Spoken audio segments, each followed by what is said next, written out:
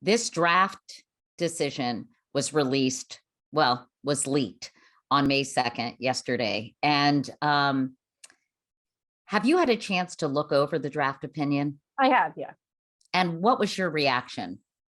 I mean, in some ways, it's not surprising given what we heard at the oral argument in December. This is sort of what I was expecting. At the same time, I think I kind of can't help but be surprised because I spend a lot of time as someone who studies this, talking to people with differing views on abortion, and anyone, regardless of their opinion on abortion, should understand that what this is going to be a very big deal for a very lot of people. And this opinion, it feels like it's written by people who think this is an easy decision. This is not really something that requires a lot of soul searching. And that's really, really striking. I think it feels kind of cavalier.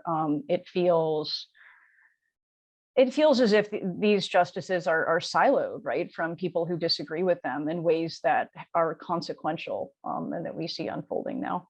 Politico called this draft a, quote, full-throated, unflinching repudiation of the 1973 decision. Do you agree? Oh, yeah, there's no question. I mean, it's I don't know how much more full-throated a repudiation you could have. So that characterization of the draft is absolutely right. Having said that, how close will the opinion itself resemble this draft? Is there a chance that the language that Justice Alito used in writing it could be softened or altered to be less of a repudiation? Absolutely. I mean, this draft is from February. We know historically when Planned Parenthood versus Casey, the court's 1992 abortion decision, came out, there were leaks that reported the court was going to reverse Roe, and we know at least one justice changed their mind on that matter between the time of those leaks and the time of a final decision. So it's even possible the votes don't come out the same way. I would be surprised by that, but I think it's more likely that some of the language in this opinion, the final opinion, may change or be softened. The effect of the leak is actually interesting because you could imagine some of the justices being more reluctant to make those changes because they don't want to be perceived to be caving to public pressure. So how the leak ultimately shapes what's going to happen in terms of the final opinion is a really interesting question. Given the makeup of the current court, even if Chief Justice Roberts does not agree with this, it is still potentially and likely a 5-4 decision, is it not? It is, unless Chief Justice John Roberts decides that for the good of the court, he's going to join the majority to make the court look more unified. But I mean, I doubt that would change people's perception of this as a partisan issue, because all of the 6 justices, should Justice Roberts join that majority, would be Republican nominees. So whether it's 5 or 6, it's going to be similar kind of optics. I was going to say, though, my point is it is a fait accompli, isn't it? Totally. Yeah. I mean, I hate to say there's never a possibility because Planned Parenthood versus Casey happened, but I would be flabbergasted and shocked if the Supreme Court doesn't overrule Roe in June, right? I mean, I would be pretty blown away. So, I mean, you can never say never because wild things happen, but it would be, anyone who's been paying attention to this would be very surprised if that were not to happen in June. Justice Alito wrote, Roe was egregiously wrong from the start. Its reasoning was exceptionally weak, and the decision has had damaging consequences. And far from bringing about a national settlement of the abortion issue, Roe and Casey have inflamed debate and deepened division. Your reaction? Yeah. I mean, one of the interesting things is that in an opinion that spends so much time on history, the comments that the draft makes about inflaming opinion are without any historical support. I mean, the idea that Roe is what left us with our current political divide is something that absolves a lot of people, including the members of the current Supreme Court, of responsibility for inflaming that divide. The abortion debate preceded Roe. It will long outlive Dobbs. It would be great if the Supreme Court could simply wave a magical wand and we would all get along about abortion, but that's never been the way it is, and it won't be the way it is now. And the idea that Roe is egregiously wrong, I think, again, harkens back to the fact that for these justices, this is not something that requires a lot of thought. Potentially, this is something that's obvious. And that's likely to make people even more bitter and unhappy who support abortion rights, because this will not feel as if it was a kind of thoughtful difficult but ultimately necessary conservative decision. This is going to feel like it was something that was automatic, and that's, I think, going to make it sit less well with some people. It sounds as if Justice Alito is opposed to Roe v. Wade because he believes that abortion was um, never sort of spoken about in the Constitution. There is no right to an abortion. Why, in your view, is that a specious argument? Well, I think that the main problem with that argument is simply that it proves too much, right? Because if the argument Justice Alito makes is essentially that if a right isn't in the text of the Constitution, and if something wasn't recognized as a right at the time the 14th Amendment was ratified, then it isn't a right. So then the question becomes, well, what else wasn't recognized as a right at the time the 14th Amendment was written? Interracial marriage was broadly criminal. States were beginning to more vigorously criminalize same-sex sexual intimacy and enforce those bans. The federal government had criminalized contraception and materials on sex education. Laws on voting for people of color were changing in negative and rapid ways. And so if that's really the guide, the question is, why is Roe different? Justice Alito's answer in the draft seems to be that abortion affects fetal life and that fetal life is uniquely valuable. But then, of course, that's going to open the door to the argument that abortion is unconstitutional, that this isn't simply a matter of letting states each have their say through the democratic process, that this is something that the Supreme Court is going to intervene in yet again by saying abortion has to be criminal. So either way you look at it, I think the court's sense that this is just something that the court can wash its hands of is disingenuous. I think the court will be encouraging one set of challenges or another, if not both. So do you think this will ultimately lead to a Supreme Court decision outlawing abortion, period, no matter what states want to do or what how state legislatures vote? I think that the court in this draft is not closing the door on that possibility. And we already know that people in the anti-abortion movement are making that argument.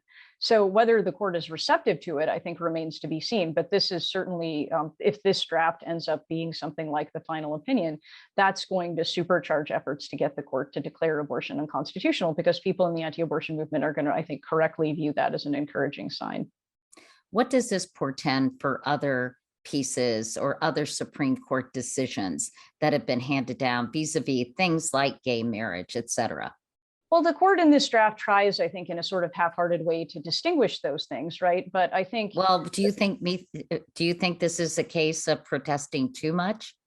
yeah, I do. And I mean, we've seen this on the progressive side before. Of course, when the Supreme Court struck down bans on sodomy, the court made a point of saying, well, sort of marriage is different, right? And then that was in 2003. In 2015, the court did recognize a right to same-sex marriage. So the best way to read that language is the court is not going to overrule those decisions today, but does that mean they're going to overrule them in 5 years? Who knows? Because the reasoning is the same. I mean, if again, our guide is what was happening in 19th century America, that was when, women couldn't vote, right? I mean, there were a lot of things that were different in 19th century America. And if that's going to be our guide about the contour of constitutional rights, and if our sense of what constitutional memory comes from is just the black letter of the law, it's not clear what the limiting principle is going to be. And we know that Justices Alito and Thomas have already called into question the correctness of the Supreme Court's decision recognizing a right for same-sex couples to marry.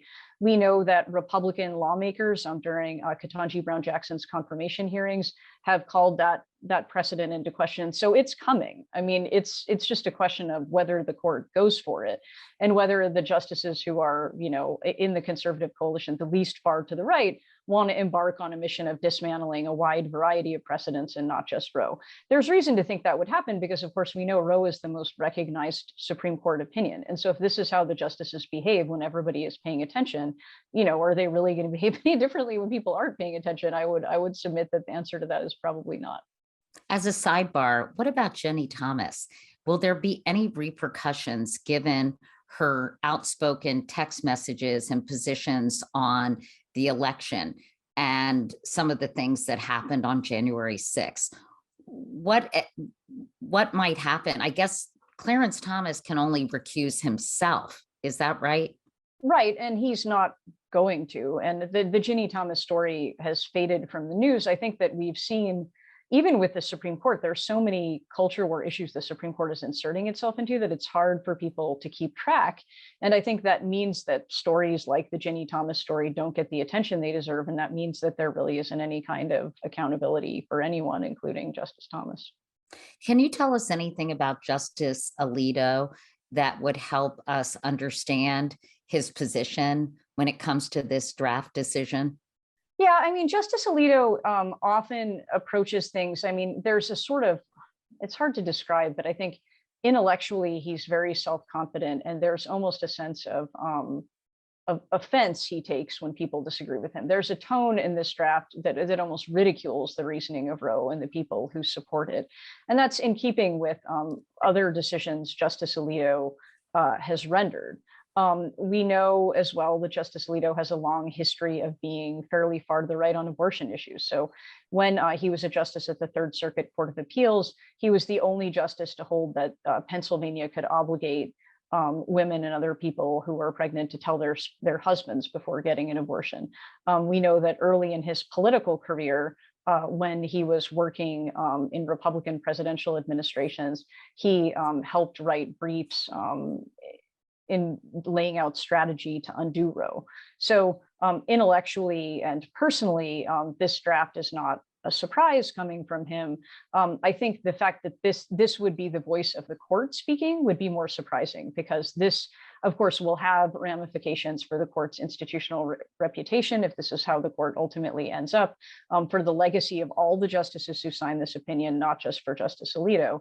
So we know kind of in terms of where the justices fall, that Justice Alito and Thomas tend to be on the court's furthest right flank. But of course, all of the justices who are part of this opinion, it's fair to say this will be their legacy. People will likely not remember almost anything else these justices do once Roe v. Wade is gone. I think this will be the defining moment for this court and everyone on it.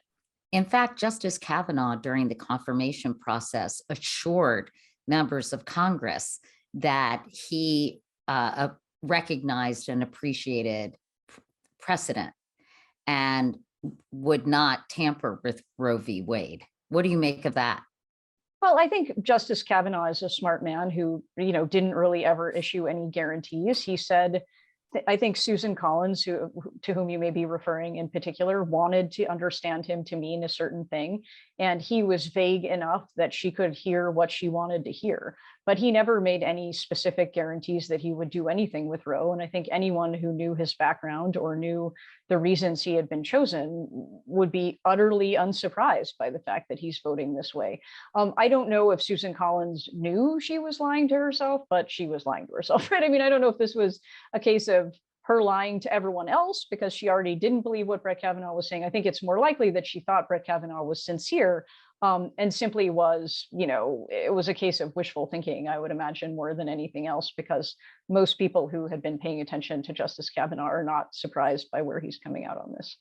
As someone who understands constitutional law, as Justice Alito claims there is no constitutional right to an abortion, but others have questioned the foundation of Roe v. Wade in terms of under the guise of the right to privacy, in terms that sort of the average person can understand. Can you tell us the foundational principles behind Roe v. Wade and why in some circles they have been controversial? Sure. So Roe v. Wade was not based on the text of the Constitution, which doesn't mention a right to abortion or, frankly, a right to marry or a lot of other rights. And it wasn't or right to vote. Right. It wasn't based on the history of the Constitution because, as Justice Alito rightly points out, at the time the 19th Amendment was being written, no one would have thought there was a right to abortion. The court instead looked at its own precedents, which looked at and developed ideas about autonomy and bodily integrity related to things like marriage and procreation. And that was controversial because I think people thought that by not looking at text or history, the court was sort of leaving Roe open to more criticism.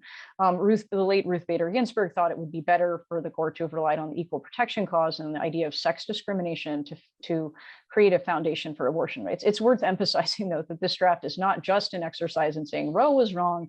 It's an exercise in saying there is no foundation for abortion rights, full stop, no matter what you come up with. And the court explicitly says there can be no equal protection rationale. Ironically, because the court's precedents say there can be no rationale. The reason that's ironic, of course, is the court is dismantling 50 years of precedent, and then saying part of the reason that that has to happen is because of other precedents, saying that discrimination on the basis of pregnancy is not the same thing as the basis discrimination on the basis of sex. So this is the court essentially trying to close the door to any future constitutional argument for abortion rights, not just the ones that Roe relied on. Having said that, would it have been a stronger decision had it been based on, as the late Justice Ginsburg had urged, the equal protection statute? Absolutely. Yeah, it would have been a stronger opinion. I think the draft suggests that it ultimately wouldn't have mattered.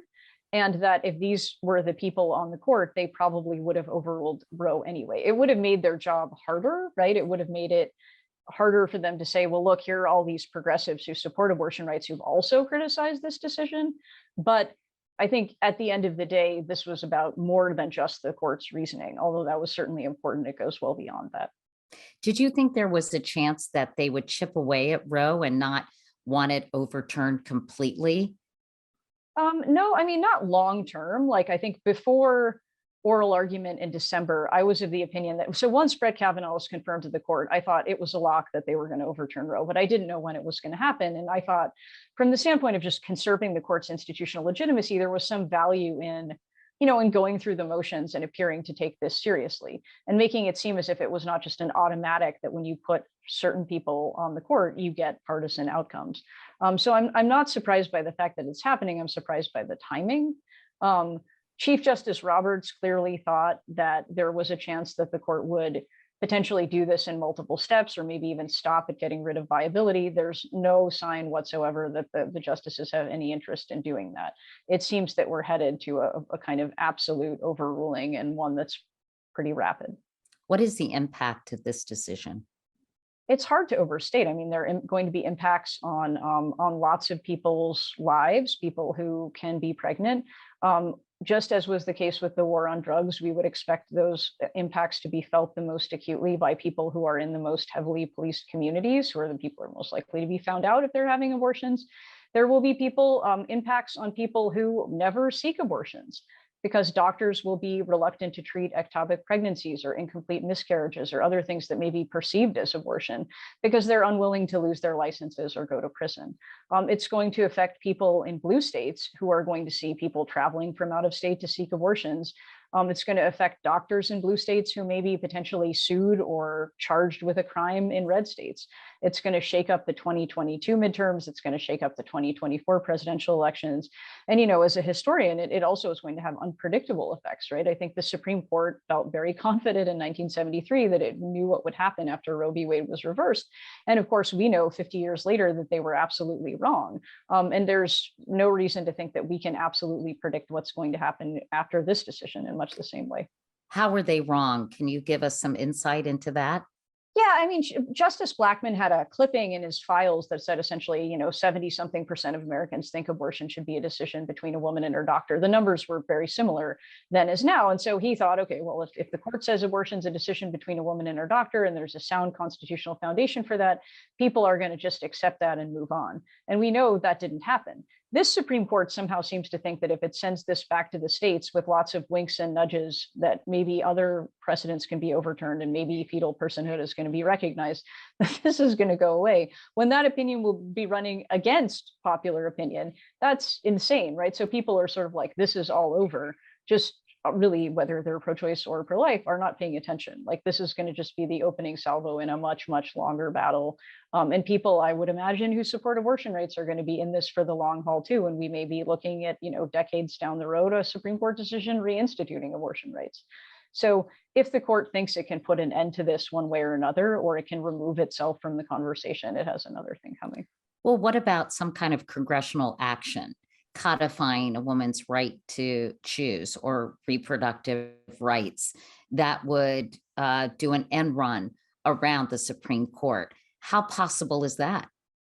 It's not possible given the votes at the moment, and now it's fraught with peril because we know that Republicans have announced plans that if they retake the House and Senate in 2022, and a Republican is in the White House in 2024, and the filibuster is gone, which is what it would take to pass federal legislation protecting abortion rights, that Republicans would use their opportunity to criminalize abortion rights nationwide. In other words, to ensure that blue as well as red states cannot allow abortions. And so I think the question for Democrats is going to be, how confident are they if they're going to get rid of the filibuster, that things are not going to get really bad thereafter.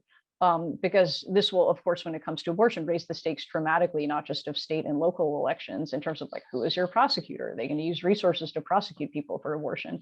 But also, national elections, because Congress may be in a position now, either to codify abortion rights or codify fetal protections.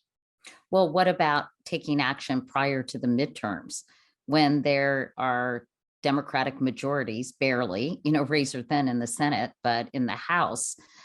Could some kind of action be taken prior to that? And do you think this will change what we see happen in the midterm elections? Because suddenly 69% of the population has been galvanized to get out and vote.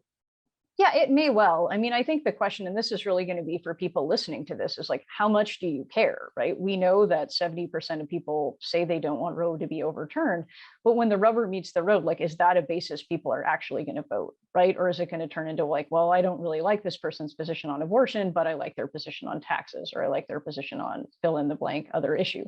So it really depends on how people operationalize how they're feeling about this decision. And we just don't know the answer to that.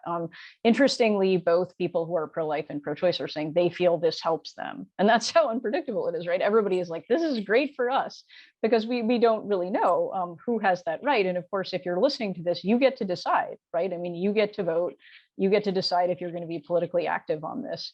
And so I don't know the answer to that, but that's going to be in the hands of the people who are listening to this.